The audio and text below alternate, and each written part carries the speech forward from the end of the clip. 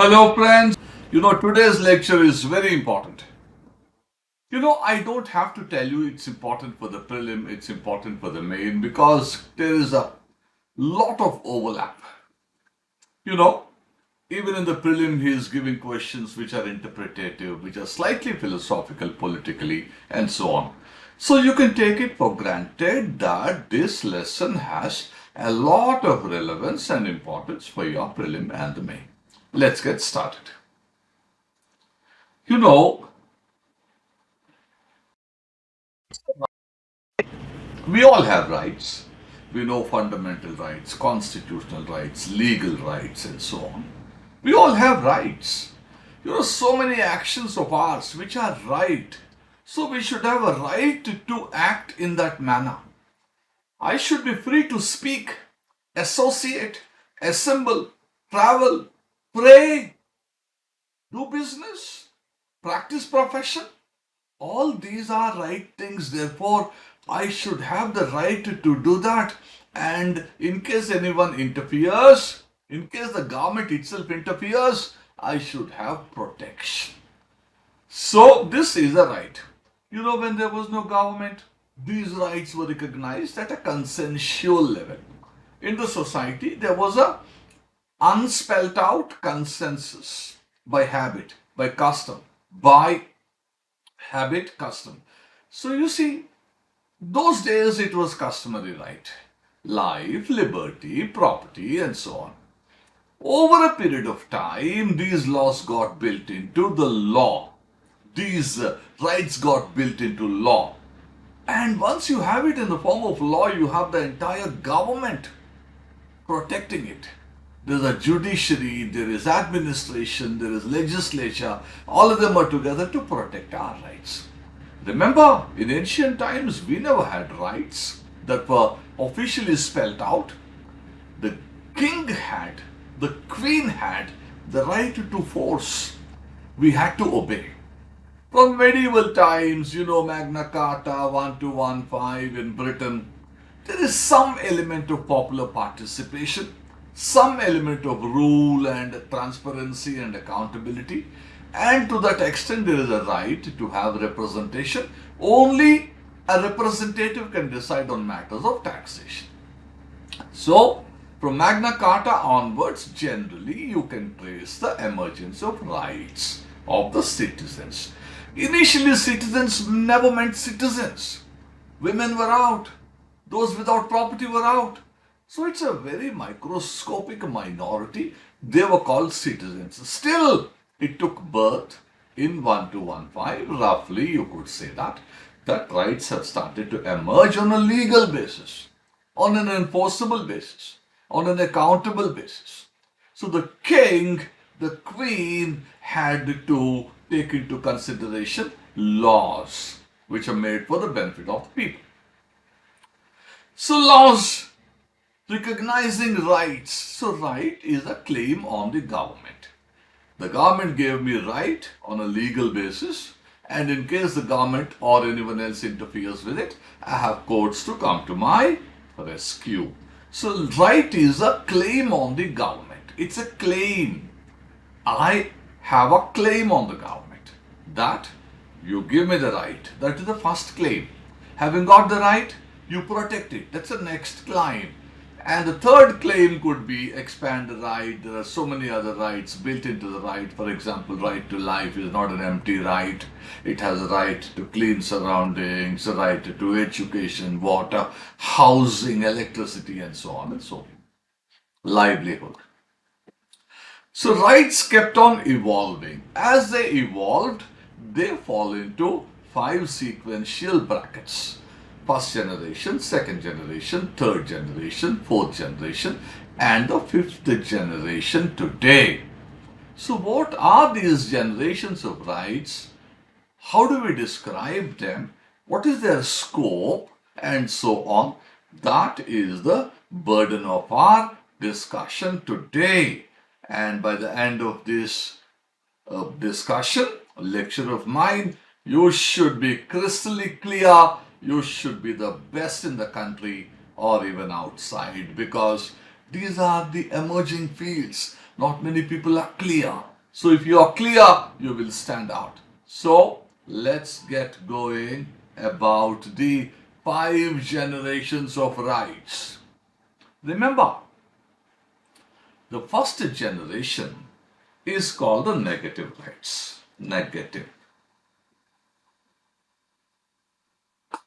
First generation is negative. The state shall not. I am speaking, I am traveling, I am praying. So, the state doesn't have to do anything for me to be able to exercise my rights. All that the state has to do is be out of my way. The state shall not interfere. Unless, of course, it has to balance my rights with the expectations of the society and so on and so forth. National security, so on and so forth. So, the first generation of rights is negative rights, that state shall not, because citizens are capable of exercising these rights. Generally, they are capable of free speech. It's okay, you need to have education for your speech to be meaningful. It's for your speech to be meaningful, you also require information, right to information. Yes, there are associated implied sister rights, but the fact remains the state doesn't have to do anything for it. We will exercise them on our own. So they are called the negative rights. I want you to take a look at the first generation rights. All your political rights, they're all political rights, freedom of speech, voting. I would vote. You don't interfere in my voting. So you're expected not to interfere. Negative.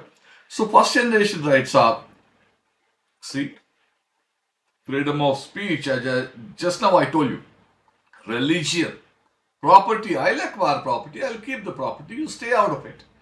Right to fair trial. Say you are alleging that I have violated the law.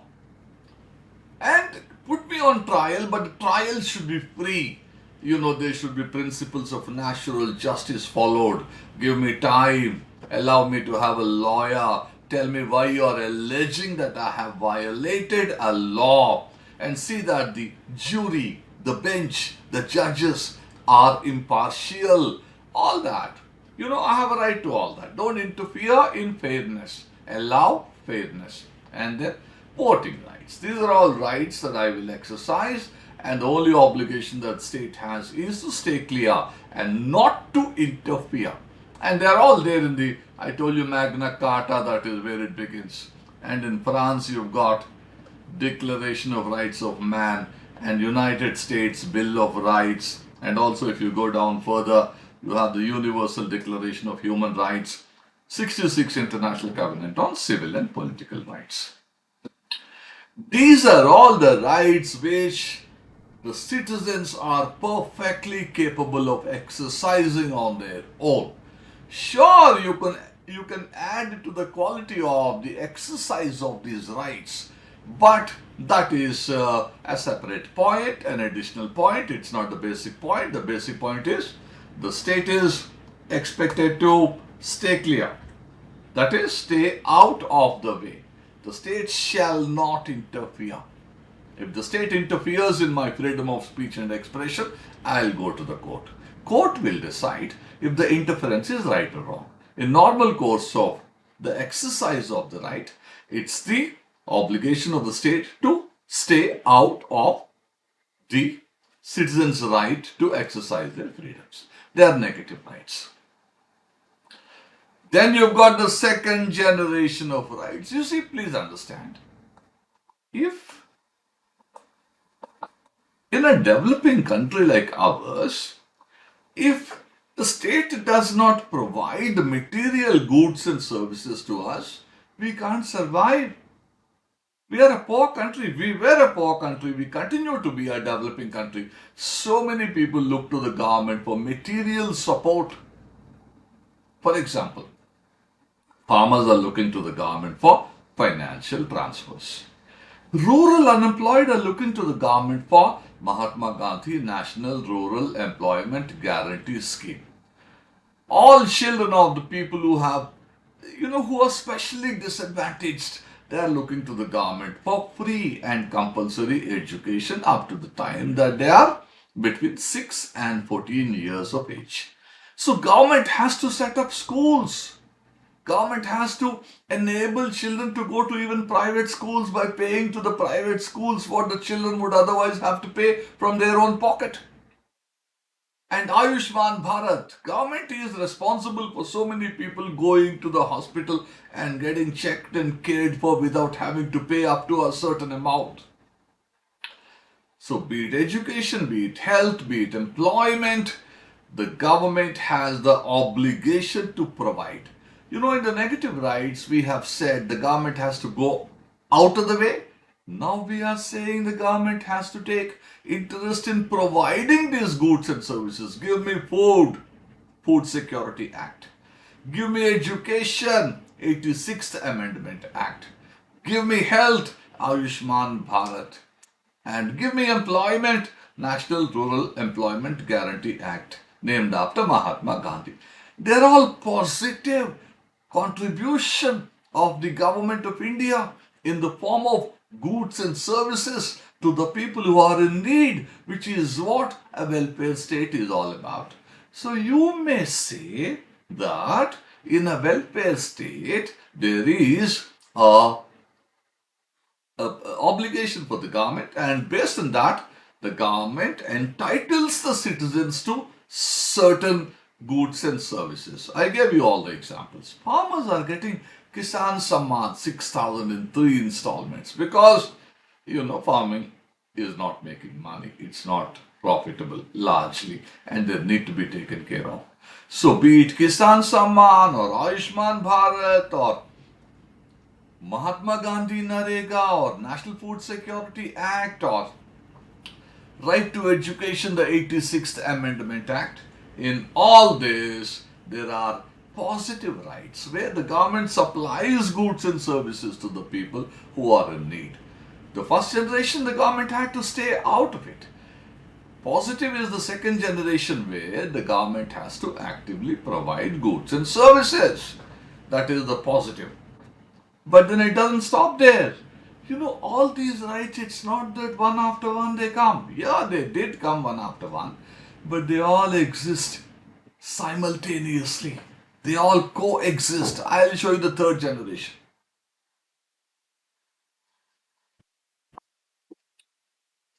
So you must have understood the negative first generation as rights began. Then you must have understood positive, the second generation, as they evolved, where it's the obligation of the government to step in and take care. Welfare state, classically. Third generation is, it was in 1972 that the Club of Rome published a book called Limits to Growth. Those days it was feared the way we were guzzling the resources, be it water or trees or land or oil, coal, whatever else, there won't be all these resources after a while because we were using them without any sense of the resources getting exhausted and we'll be rudderless. So the Club of Rome, and then after that Stockholm Environment, after that Rio Conference, and then Biodiversity, Nagoya Protocol, all that. So what is it about? The third generation is about green rights.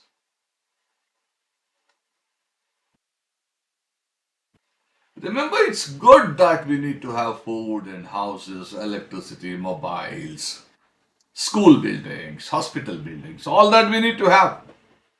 But not at the expense of environment. Environment is what gives you clean water, clean air. And if you push the environment too far, we will have, as we are having, climate change. We don't know when it's going to rain. We don't know when it's going to be a heat wave. We don't know when the rains are going to be torrential, when they are going to be mild, when they are going to end, what kind of winter we will have. We'll have heat waves and storms and tornadoes with greater frequency, and also greater depth, intensity. We need to reverse that. So green rights are important. You can't cut the forest for roads and buildings. You need roads and buildings, but you can't cut the forest. There has to be harmony between the two. So green rights are based on, the Supreme Court spelled it out, three principles. Polluter pays.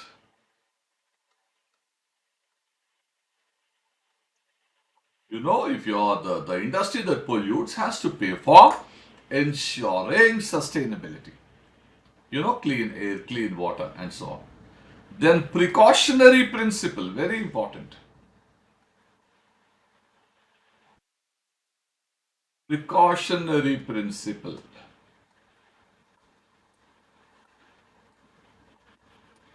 Which means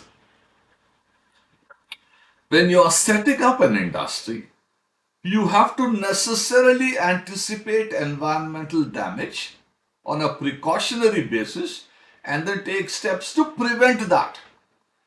What is precaution? You know what's coming and you know how to prevent if it is negative. So if you have done that, you're okay in the eyes of the court. Otherwise, you will be penalized. Third is sustainable development.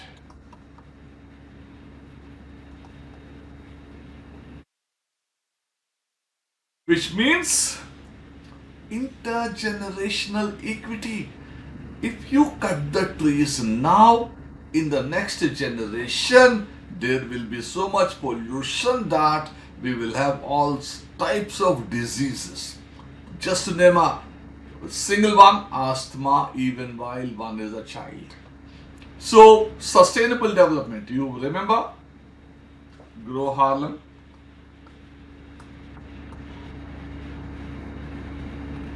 Brundtland.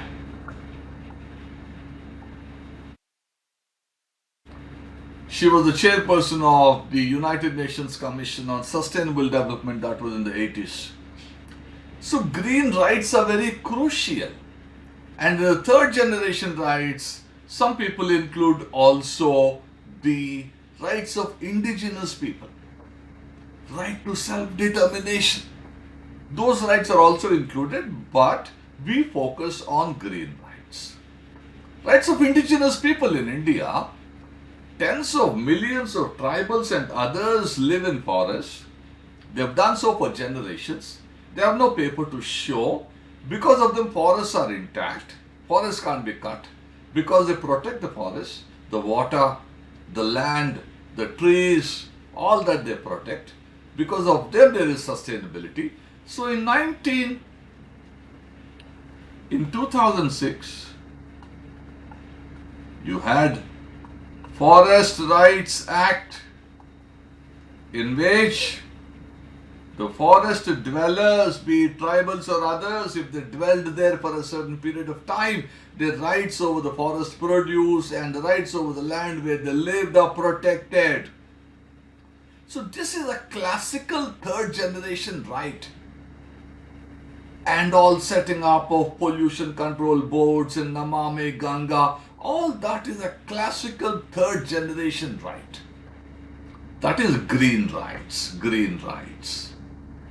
So now, these are the green rights. Now, the fourth generation. Fourth generation rights, some people say that fourth generation rights are animal rights. Right of the bird to fly, right of animals not to be hurt, prevention of cruelty. Some people say that. Others say, right, in today's society, in the face of technological changes, remember the digital technology is stealing our rights, is conditioning our personality, is stereotyping us, bombarding us, and may even be harming us. So this is the digital era in which right to digital data, right to privacy is very, very crucial. Similarly, biotechnology is flourishing. They're cloning animals. They cloned, Dolly, they cloned a goat. That was in 1997. After that, they cloned various animals. They have good uses. As of now, a human being is not cloned. But tomorrow, if the humans are cloned, what will be the legal rights and so on and so forth? So, in the light of the explosive development of technologies which are being used by man, there are so many rights that we need to be entitled to. For example, privacy, for example, human security, and so on and so forth. These are the rights that you bunch them as technology.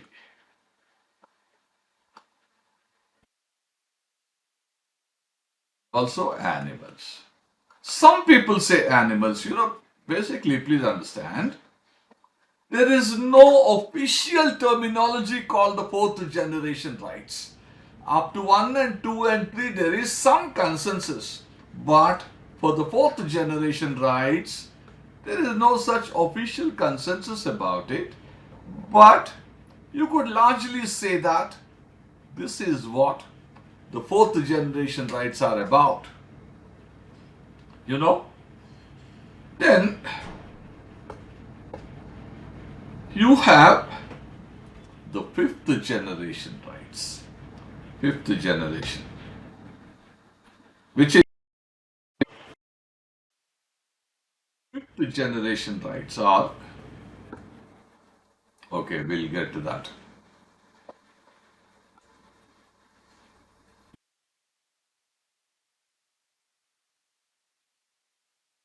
We'll come to that. There is no hurry. We'll see them all.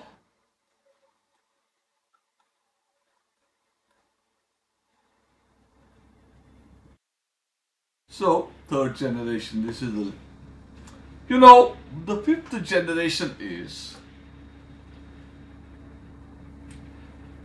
remember the verdict given by Uttarakhand High Court, Punjab and Haryana High Court. What did they say? Natural entities like lakes and rivers and mountains and forests have their own rights. Ganga is getting polluted. So many marine organisms, so many aquatic organisms are getting killed. Their lives are in danger. The species are in danger. And when they are in danger, we are also in danger. So far, we have understood the 5 generations of rights. First, second, third, fourth, and fifth. We know what each one of them is. Now we need to see how they conflict among themselves. Negative right versus positive right. I can give you the example of my right to property against the government's policy of reservation. For example, right to education. I'm running a school, the government wants me to admit students at a certain fee. I don't want it, so I challenge it in the Supreme Court. And what do I tell the Supreme Court?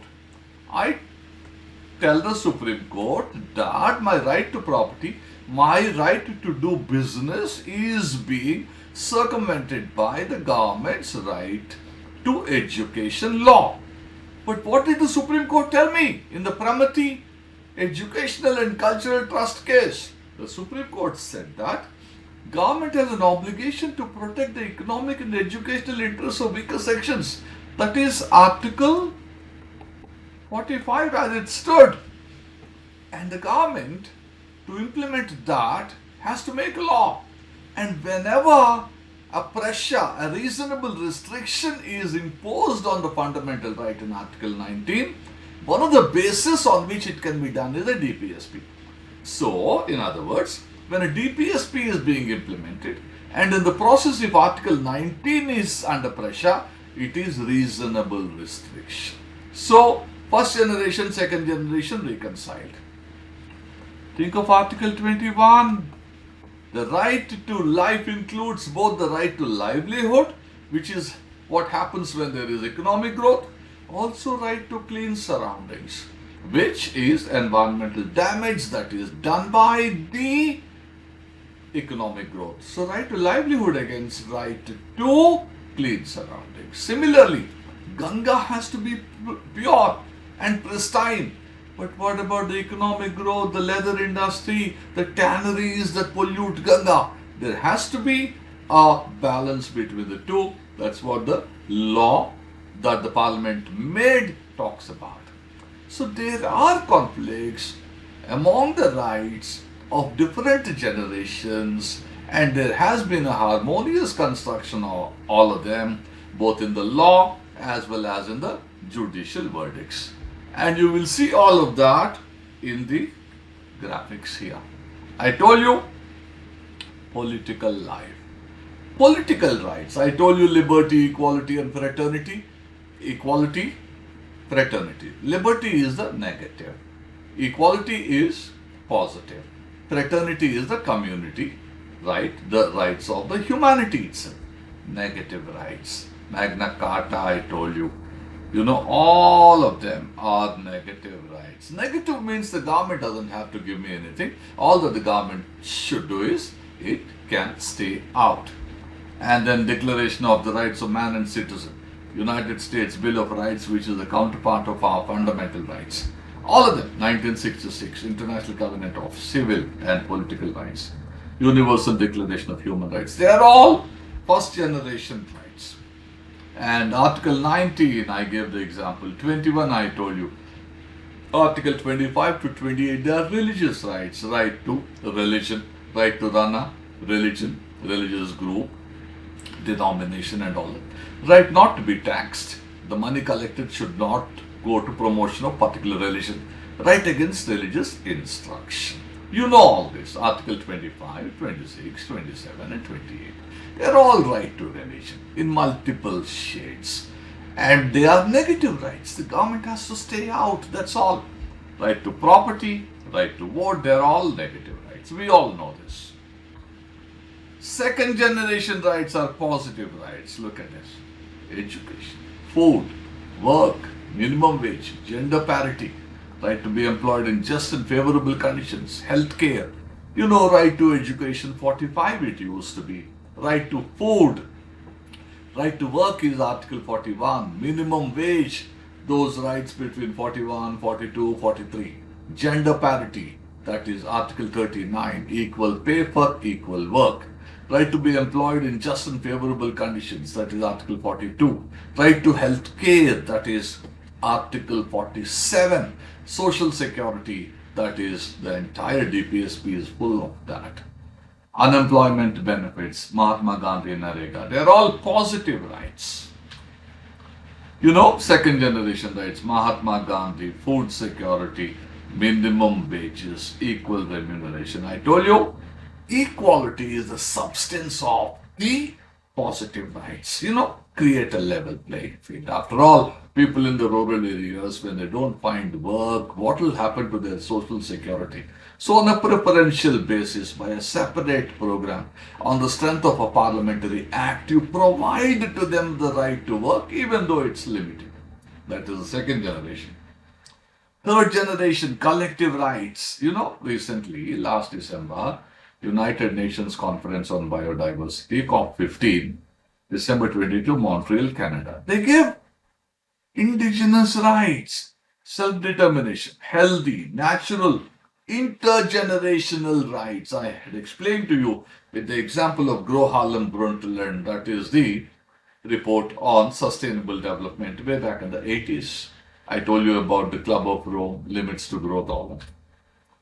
And polluter pays, I have explained. Precautionary principle, expect environmental damage and in a proactive manner install the equipment and prevent the damage. And just in case you have polluted, you pay for it. Industrialist I'm talking about. Right to sustainable development, intergenerational parity. I've explained all this. Forest Rights Act, I gave you the example. And we also have a duty under Article 51 AG. We have to protect and improve the natural environment. Protect and improve. It's a duty, it's not a right. But I gave you the extra information so that you become ready. Fourth generation, I told you, in view of the explosive development of digital technology and biotechnology, we have a right to dignity At the foundation of the right to dignity is the right to privacy. Digital technology is invasive, and we need to protect our privacy in the face of such invasive technology. And therefore, we need to ensure that there is a law for that. We need to regulate the tech giants in that direction. Similarly, cloning a human being, cloning animals, etc. But remember, I already told you there is no consensus. 1 and 2 and 3 and 5, we know what these generations are. But fourth generation, there is no consensus. Some people say they are animal rights, fundamental right of birds to live and fly in the sky. And some say that this is the right to dignity of human beings because of the technology which is threatening to invade us. And fifth generation there is. Uttarakhand High Court says Ganga Yamuna are living entities with their own rights. And that is preceded by the similar legislation in New Zealand. And Punjab and Haryana High Court said the same thing. You know, you have the word person in Article 21. Who is the person? You have the word person in Article 14. Who is the person? Humans are person, animals are person, idols are person, companies are persons. Some are living persons, some are juridical persons, legal persons. For example, idol is a juridical person. Company is a juridical person. We are human person. Animals are also, partly basically juridical, but you could also say that they are living and therefore they could be compared to and also be given human rights. So 2020, Punjab and Haryana High Court, Sukna Lake in Chandigarh is a living entity. So this is how the fifth generation rights are amplified. And conflict between the rights, I told you, right to education, Pramati, I told you, Pramati, Education and Cultural Trust, 2014, Apex Court verdict. Right to property versus social security. I gave all the examples, I've explained to you what they mean. That's the conflict among different generations of rights. Friends, you please understand this clearly. These are developing concepts, and whoever has a perspective on that, has his clear ideas on that, is the winner. And I want you to be the best among the students. They're important for prelim, main and interview. You won't find them in any book readily. I have collected all the material together and then clarified all this so that you emerge as the best. I wish you all the best.